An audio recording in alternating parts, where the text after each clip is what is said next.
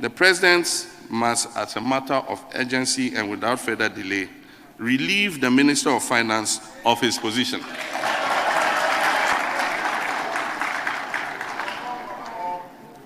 And appoint someone who is focused on national rather than self-interest and who has the requisite skill, experience, and knowledge of public financial management in his stead. The personal benefit that the current minister and his cronies derive from borrowing on our behalf through the commissions they take by their companies who serve as transaction advisors raises an unacceptable conflict of interest situation which must end immediately. It goes without saying that the economic management team, that solid team, has failed and must be reconstituted immediately with fresh ideas and perspectives. Having supervised the worst public debt buildup, the worst budget deficit, the worst debt to GDP ratio, the worst credit rating downgrades, and the worst performing currency in the world, the worst crisis of confidence in our economy, the highest fuel prices ever rising inflation, the worst ever rising inflation, unprecedented hardships, etc., the current head of the economic management team has clearly fallen from his ivory tower as a self-styled economic messiah to a poster boy for economic mismanagement. And his leadership of the economic management team is no longer tenable. He has lost sight of cause and effect relationship in the economic value chain and complains that our dire economic state is due to bad ratings from international agencies. He rather blames the agencies for our economic situation, rather than the fact that our dissipating economy resulted in those bad ratings. How does that assure Ghanaians his focus on the critical things that need to be addressed? The EMT has been bedeviled by their own ineptness, over-exuberance, and excessive focus on linear thinking of a theoretical cause and effect relationship, devoid of the practical influences of complex real-life nuances. In short, the economic management team has used a laboratory experimental approach typically found in textbooks to run the extremely complex Ghanaian economy and analyze the impact of one variable at a time. Ladies and gentlemen, I've often said to people in most cases when you are analyzing the Ghanaian economy and an obvious simple solution comes to mind, think, and think again.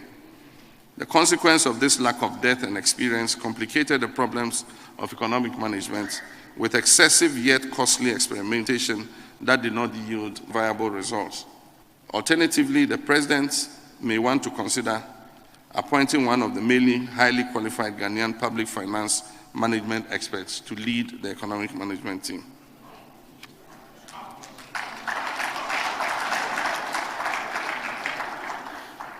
The third one, the President must, as a matter of urgency, reshuffle his cabinet. More than 5 years of an administration without a major cabinet reshuffle has calcified the management of the ministries, departments, and agencies. These MDAs and SOEs have become fiefdoms in which untouchable ministers and heads of agencies are now monarchs of all they survey. Yet they lack the energy, the passion, and ideas to turn these moribund situations around within the MDAs. Fresh ideas are needed. Morale is at a low in these ministries and agencies. The seriousness of the economic meltdown must compel government to unveil a clear and workable course of action emanating from broad-based thinking and consultation, rather than its current state of denial and wrong causal attributes. Such broad consultation must lead to a post-COVID economic recovery plan, a program that will focus our energies on building an economy whose fruits of growth will benefit all Ghanaians and give everybody a fair chance at success. The participants of this broad-based consultation must reflect the demographic, social, and economic status mix of our country. There must be a clear and measurable reduction in government expenditure. Even though this is not an easy course of action, but it's a necessary one. Nonetheless, I'll be the first to admit, after running an economy on 0% central bank financing in 2016. However, a crisis such as this requires drastic measures. I'm of the view that an open and transparent discussion of the true situation with the citizenry will help achieve this objective. The President must lead the way in the demonstration of prudence and modesty in the use of public resources. He must put an end to the ostentation and opulence and show sensitivity and respect for Ghanaians by using the presidential jet, which we acquired with taxpayers' money.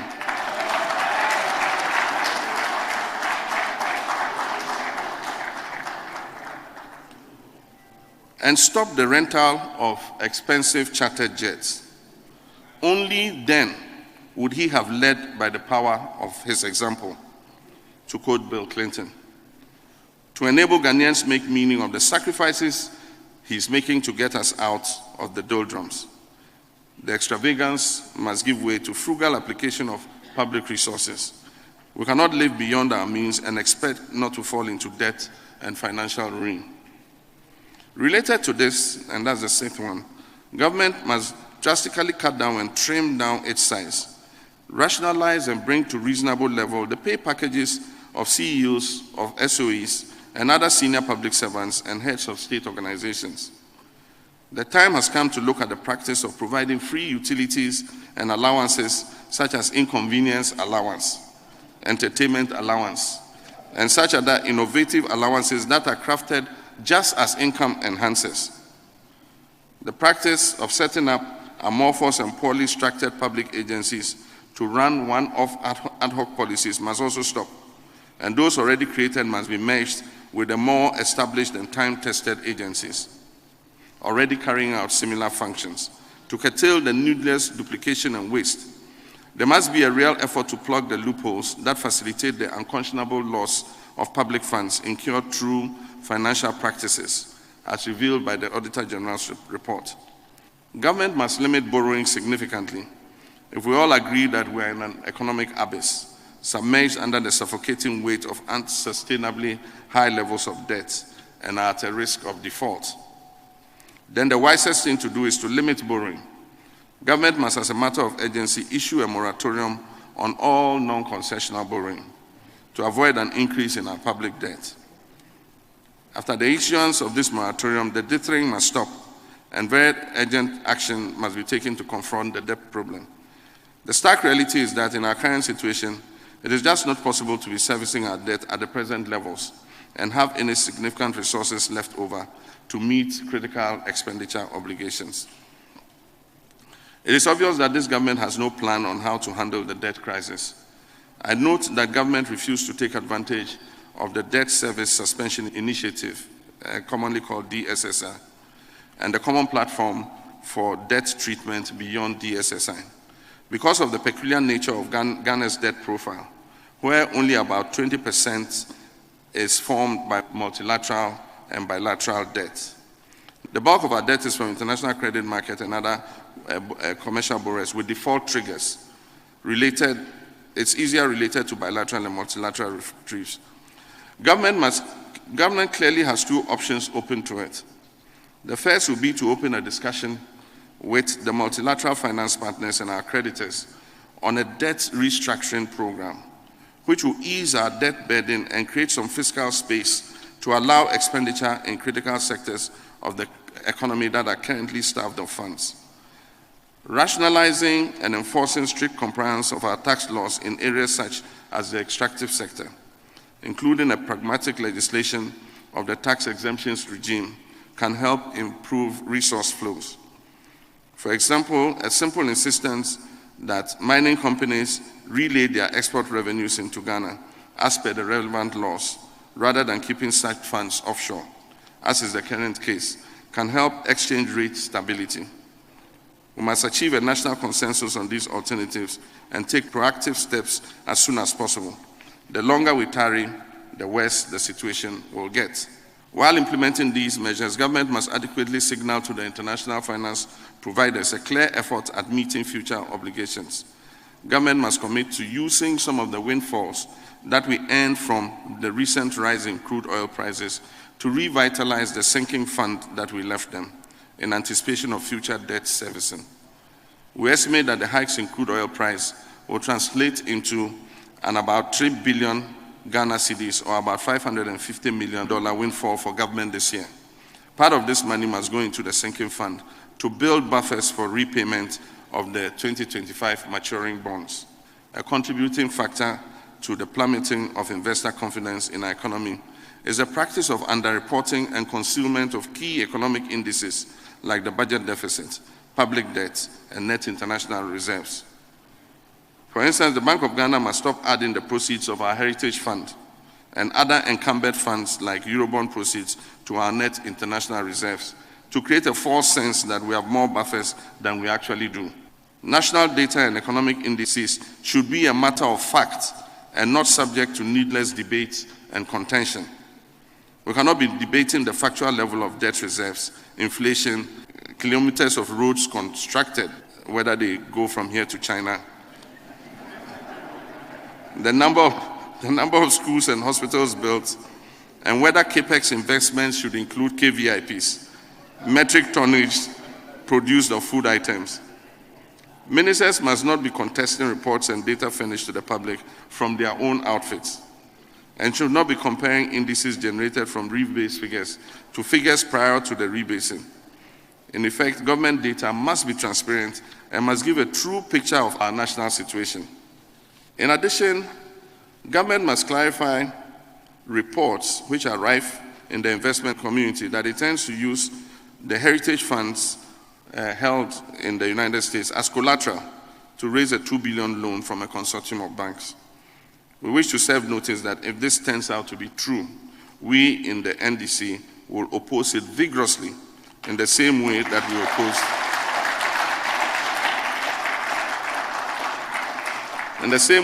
opposed previous deals. We cannot support the collateralization of every single source of future revenue just to finance today's consumption. This practice will deny future governments and future generations the opportunity to benefit from revenue streams accruing from funds which were originally intended to finance critical sectors of the economy. The Heritage Fund was set up purposely for the benefit of future generations, who we cannot saddle with debt and no heritage. To make certain that this practice doesn't become the order of the day, I'll propose the enhancement of legislation to stop the collateralization of statutory funds, because those funds are now being abused and their original purposes are being seriously hindered. It is obvious that the assumptions underlying the projections in the 2022 budget, especially regarding revenue, are overambitious and are unlikely to be achieved, considering all that has transpired since the presentation of the budget. Government must revert to more realistic targets and avoid creating further doubts in the minds of investors. Let me add that it is time to change the structure of our economy by allowing Ghanaians to achieve the popular General Achampong mantra of capturing the commanding heights of our economy. We must increase the GNP of our country as a share of our GDP. Otherwise, impressive GDP growth numbers are mostly the share of foreign investors and subject to repatriation at will. We must leverage our comparative advantage in agriculture by investing in agribusiness to complete the agricultural value chain in respect of marketing and processing of our agricultural products. These are some of the interventions government must adopt in earnest. This is not a time for political posturing and display of empty pride. We are staring down the cliff of economic collapse, and every day wasted winds down the clock further. Action needs to be taken now.